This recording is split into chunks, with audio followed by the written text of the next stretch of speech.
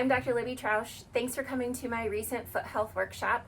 I am a physical therapist and a yoga therapist and a women's clarity and purpose coach, and I am super excited to help you find a lifetime of stability, balance, and strength from the ground up and from the inside out. So just like I promised, here are my 3 top exercises that you should do pretty much for the rest of your life. So the first one you should be doing sitting, and it's called the big toe push. So big toe down on the ground, you're pushing down with your big toe and lifting your little toes. So pushing down with your big toe and lifting your little toes. Try not to crunch or curl. Hold that for 10 seconds. Do that on both feet, usually while you're sitting, and it's super cool to do this inside your shoes. 10 seconds frequently throughout the day while you're sitting at your desk, that's a super easy thing to kick in. And if it feels like it hurts or you're not sure what to do, again, this is what we do with my one-on-one clients, and we connect that from the knee to the hip and figure out what's going on with your back. Exercise number 2 is very similar, but it's called the short foot.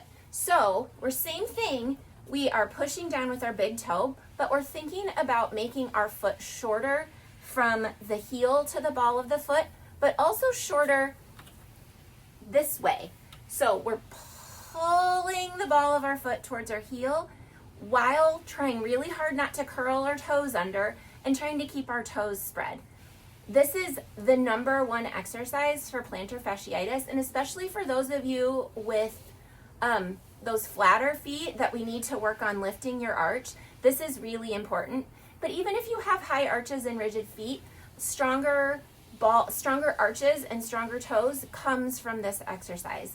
And exercise number 3, to be honest, is my favorite one. If you came to the class that I just did, you know that I talked about this, and I talked about it a lot.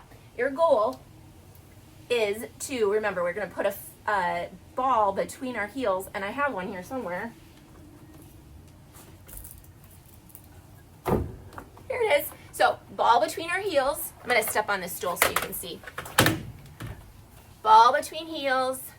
Remember, we want to try to keep knees lined up over our second toe in front of our hips. We're going all the way up onto our toes, keeping knees straight ahead. If you want, use a countertop to push yourself up a little bit higher so you get all the way up onto the tip of your toes and you feel that last lock of lifting your heel and lifting the ball up with your heel. I don't know if you can see, but my right leg needs to really pull that up.